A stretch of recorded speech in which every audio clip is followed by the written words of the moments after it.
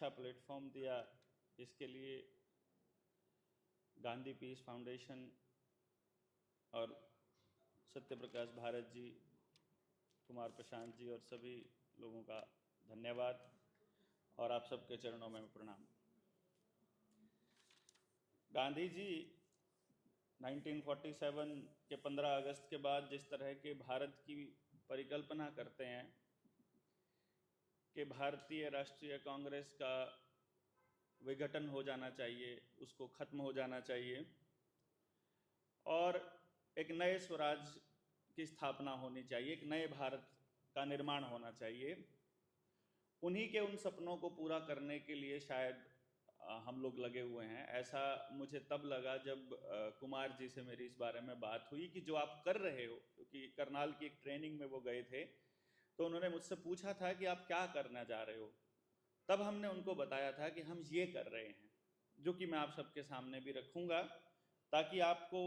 ये पता चल सके कि इस पूरी मुहिम में हमारी क्या उपयोगिता है और आप हमारा क्या इस्तेमाल कर सकते हैं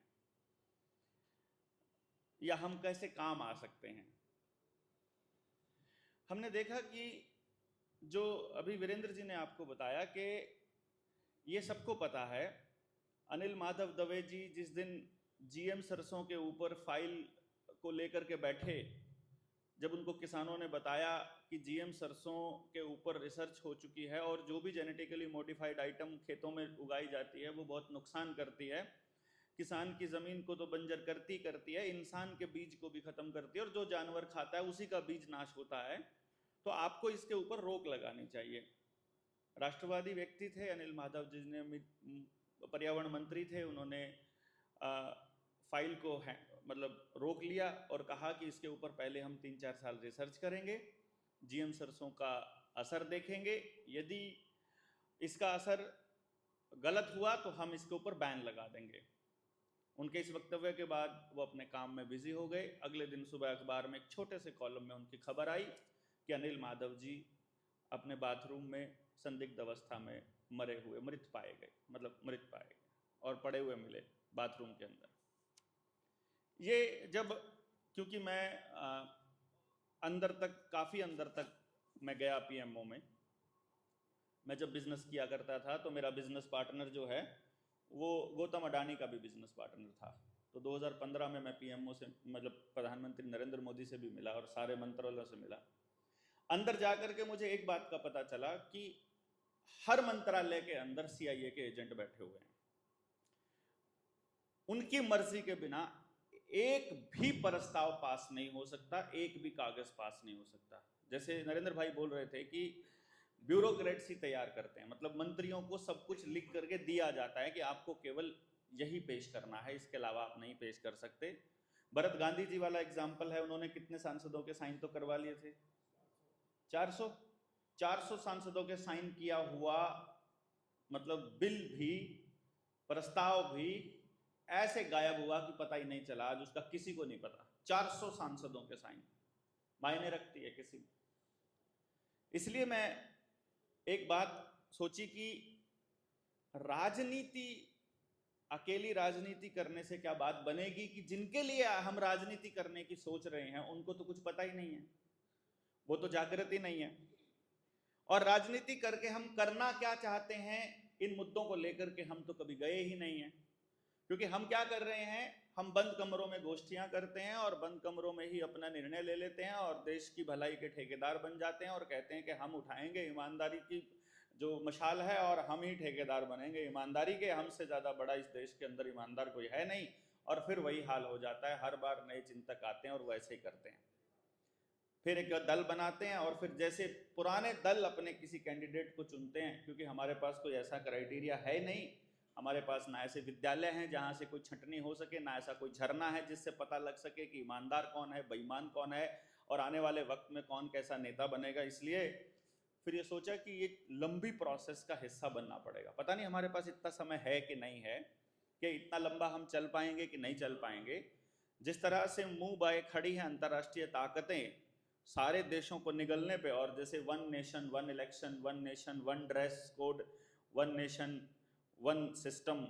universal basic income, new world order, propaganda, जितने भी सस्टेनेबल डेवलपमेंट के नाम पर 17 जो सस्टेनेबल डेवलपमेंट प्रोग्राम्स के नाम पर जो पूरा प्रोपेगेंडा है वर्ल्ड इकोनॉमिक फोरम का, और जिस तरह से वो पूरी तरह से अपने ऊपर हमको डिपेंडेंट करना चाहते हैं और पूरी तरह से कंट्रोल करना चाहते हैं कि इनका पानी भी कंट्रोल, बिजली भी कंट्रोल, बीच भी कंट्रोल, इनकी यात्रा भी कंट्रोल, इनका पैसा भी कंट्रोल, बैंकिंग भी कंट्रोल, और इनकी एक एक चीज सर्वेलेंस के ऊपर हो और पूरी तरह से कंट्रोल हो। वो जिस तरह से शिकंजा कसते जा रहे हैं, हमें नहीं मालूम कितना समय है, लेकिन हमें ये जरूर पता है कि जब थोड़े समय वाला उपचार करना हो कि 2029 आ गया है तो वो करते रहें, लेकिन साथ ही साथ एक टीम ऐसी भी होनी चाहिए जो इस बात की तरफ सोचती रहे कि इधर जो होता रहेगा वो होता रहेगा, हम उस भारत की नींव रखें जिस काम को करते हुए अरसा हो गया और फिर बीच में कहीं वो मिस हो जाता है। इसी को ध्यान में रखते हुए हमने एक प्रोग्राम शुरू किया कि पहले हमको मुद्दे देखने पड़ेंगे कि हम चाहते क्या हैं, और बताना पड़ेगा समाज को कि हम किस तरह के भारत का सपना देखते हैं। तो गांवों में जा करके लोगों से मिल करके हमने लोगों से बात करनी शुरू की और बताया कि भाई हम एक ऐसा भारत का सपना, एक ऐसे भारत का सपना देख रहे हैं जिसमें जन मतलब व्यक्ति, जल, जंगल, जमीन और जानवर, इनका सम्मान और अधिकार, रोटी बेटी माटी की रक्षा, ये कम से कम गांव के हाथ में हो। ना कोई ब्यूरोक्रेट, ना कोई नेता, ना कोई विधायिका, कुछ भी नहीं चाहिए। इन पे फैसला लेने का अधिकार लोकल लोगों का होना चाहिए। ये एक सूत्र कार्यक्रम हो जिसको ग्राम सभा अपने लेवल पे पास कर सकती है। इसके लिए हमको कहीं से कोई कानून बनवाने की आवश्यकता नहीं है। जल, जंगल, जमीन और जानवर और जन, रोटी बेटी माटी। दूसरा हमारा उद्देश्य है शिक्षा, स्वास्थ्य, न्याय, राजनीति, खेती और धर्म, इन 6 बिंदुओं से पूंजीवाद का खात्मा। कुछ भी हो, हम गांव से चर्चा करेंगे कि शिक्षा से पैसा कैसे खत्म करना है, स्वास्थ्य से पैसा खत्म कैसे करना है, पूंजीवाद कैसे खत्म, मतलब उद्योगपति के हाथ से कैसे निकालना है। वो सरकार नहीं करेगी, ये हमको करना पड़ेगा, एज ए सिटीजन हमको करना पड़ेगा। और अगर आप इन चीजों से पैसा निकाल देते हो तो पूंजीवाद का अपने आप खात्मा हो जाता है और गांव उत्पादन आधारित, जैसा भारत जाना जाता है कि हम कृषि प्रधान देश नहीं बल्कि उत्पादन आधारित देश रहे हैं, हमारे हर हाथ के पास काम रहा है, और वो वापस वैसा ही भारत बनाने की दिशा में यदि काम करें तो कौन कौन लोग हमारे साथ होगा। ऐसा करके जब हम गांव में गए तो समर्थन मिलना शुरू हुआ। हमारी जैसी सोच के जो लोग थे, जो युवा थे, वो आगे आए। शुरू में बड़ा हिचक रहे थे, शुरू में बड़ा डर रहे थे, क्योंकि हमने जो मिशन की शुरुआत की थी वो तब की थी जब लॉकडाउन लगा हुआ था, चारों तरफ मास्क और वैक्सीन की पाबंदी थी। पूरे देश को इसके लिए जागृत भी किया, जेल में भी रहकर आए, लोगों ने इसके ऊपर आवाज़ भी उठाई, किसान आंदोलन में भी पूरा सक्रिय रूप से भागीदारी करी, उससे पहले भी। लेकिन जब अब गांव में गए तो अब हम लोग 50 ट्रेनिंग्स कर चुके हैं। एक ट्रेनिंग में 100 से 200 के बीच, हालांकि 2-3 ट्रेनिंग हमारी ऐसी भी हुई जिसमें 35-40 लोग भी थे, लेकिन आमतौर पे हम 4 से 5 हजार युवाओं को हमने ट्रेनिंग दिया कि ये षड्यंत्र क्या है। 3 दिन तो समझने में लगते हैं कि पूरा षड्यंत्र क्या है, कौन चला रहा है, कहाँ से चलता है, इसका खात्मा कैसे होगा, रसोई से कैसे लड़ेंगे, बाथरूम से कैसे, खेत से कैसे, राजनीति संसद में कैसे, विधायिका में कैसे, और सड़क पर कैसे। क्योंकि उन्होंने हमको चारों तरफ से घेरा हुआ है, घेराबंदी ही हमको करनी पड़ेगी, दुश्मन को पूरी तरह से समझकर पूरी लड़ाई लड़ना, और फिर इसके लिए कौन कौन लोग अपने अपने मतलब फील्ड का जो माहिर है वो बाहर निकालना। इस दिशा में जब हम आगे बढ़े तो पिछले 3 साल की यात्रा में अब जाकर हमारे पास 300 ऐसे युवाओं की फौज तैयार हो गई है। 300 जो पूरा षड्यंत्र समझते हैं, पूरी तरह से वक्ता हैं, पूरी तरह से लीडरशिप के लिए तैयार हैं, और अब गांव में जाने की हम लोग तैयारी कर रहे हैं। 7000 गांव हैं। हमने पहला टारगेट 200 युवाओं का लिया है कि अगर 200 युवाओं को हम गांव में उतारते हैं तो एक युवा के हिस्से में 35 गांव आते हैं, और डेली अगर वो एक गांव करता है तो 35 दिन अपनी जिंदगी के अगर वो देता है तो हम 7,000 के 7,000 गांव हरियाणा के हम कवर कर सकते हैं, जहां से हम कम से कम एक युवा को निकाल के ला सकते हैं। इसके बाद अगर हम ज़्यादा समय देंगे तो टारगेट हमारा हर गांव से, जो गांधी जी ने कहा था कि हमको हर गांव से 10 जिंदा शहीद चाहिए, तो जनता सरकार मोर्चा की कॉल है, जन जल जंगल जमीन जानवर रोटी बेटी माटी शिक्षा स्वास्थ्य न्याय राजनीति खेती और धर्म, ऐसे 14 मुद्दों पर हर मुद्दे पर एक आदमी स्पेशलिस्ट हमको चाहिए, जो गांव में बैठा हो, जो अपने आप को जिंदा शहीद कहता हो, जो कहता हो कि मुझे पैसा नहीं चाहिए, मुझे राजनीति नहीं करनी,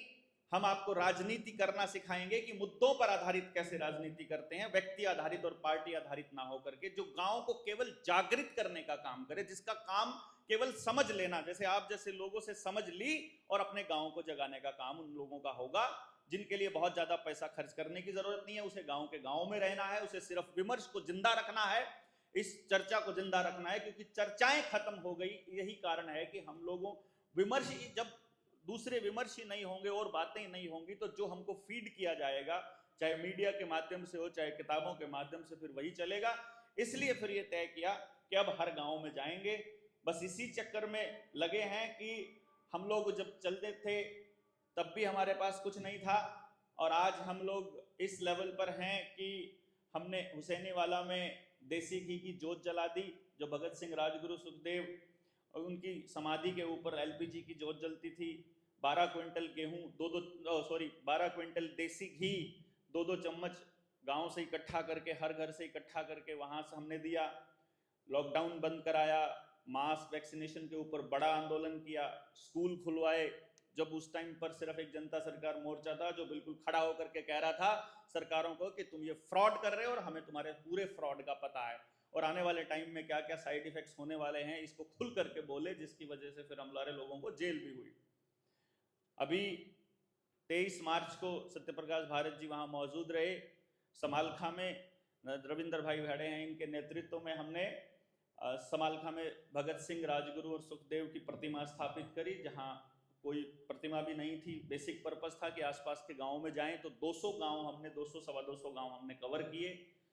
जिसमें हमें प्रैक्टिकल समझ लोगों को दे रहे थे कि हम हर गांव तक पहुंचना हमारा टारगेट है, कि जब तक हर गांव तक नहीं पहुंच जाएंगे तब तक ये मिशन जो जागरण का है ये नहीं होगा। और फिर इसके बाद राजनीति के ऊपर प्लान है बहुत बड़े एंगल पर, कि हर गांव से हमने सोचा तो ये है, आई डोंट नो परमात्मा आप सब लोग किस तरह से साथ देंगे, किस तरह से होगा। योजना ये है कि हम एक कॉल देंगे, इस 1 साल के बाद 2025 के बाद का प्लान है, 2025 तक केवल जागरण चले। 25 के बाद हम एक कॉल देंगे कि हर गांव से हमको 5 कैंडिडेट चाहिए, विधायक के 5 कैंडिडेट हर गांव से, गांव अपना कैंडिडेट दे। अभी तक पार्टियां अपना कैंडिडेट देती आई हैं, अब हम गांव से मांगेंगे कि आप हमको 5 कैंडिडेट दीजिए। एक विधानसभा में लगभग 60 गांव होते हैं, लगभग 60 भी हो, 70 भी, 80 भी, 50 भी, लेकिन यदि 60 गांव का अगर हम टारगेट लेते हैं तो 60 गांव में हमको हमारे पास 300 विधायक हो जाएंगे, प्रोबेबल कैंडिडेट्स, जिनके जिम्मेदारी, जिनकी गारंटी गांव लेगा अपने अपने कैंडिडेट्स की, और वो 300 विधायक फिर हम लोग ट्रेंड करेंगे विधायक बनने के लिए। विधायक की ताकत क्या है, उसे बिल कैसे पेश करने हैं, उसे कौन से मुद्दे उठाने हैं, तुम्हारा असल काम क्या है, तुम्हें किन मसलों में नहीं आना है, तुम्हारे ऊपर प्रेशर आए तो क्या करना है। और अगर एक विधायक उल्टा चले तो 299 प्रोबेबल विधायक पीछे खड़े हों उसकी गर्दन मरोड़ने के लिए, क्योंकि बोलने वाला ही कोई नहीं है। विधायक अगर गलत चल रहा है, सांसद अगर गलत चल रहा है, तो जो एक विधायक कैसे चुनना है, क्या प्रोसेस है, इस प्रोसेस के ऊपर पूरा ब्लूप्रिंट तैयार है। जब हम बैठेंगे इस राजनीति वाले मुद्दे पर, हर गांव में हर व्यक्ति का मत लेने का पूरा सिस्टम हमारे पास तैयार है ऑलरेडी। इस तरह से तैयार है कि आप घर पे बैठे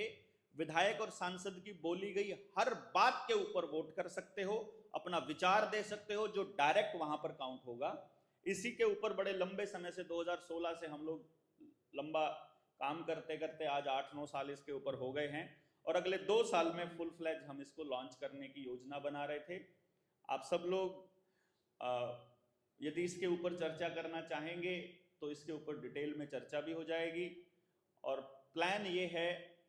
कि हर मुद्दे पर बोलने वाले हमारे पास गांव में कम से कम 10 से 15 लोग हों, तो इन राजनेताओं की भी हिम्मत नहीं होगी गलत रास्ते पर चलने की और फिर पूंजीपतियों की तो औकात ही क्या है। असल पर्पस है वापस भारत को उसी तर्ज पर खड़ा करना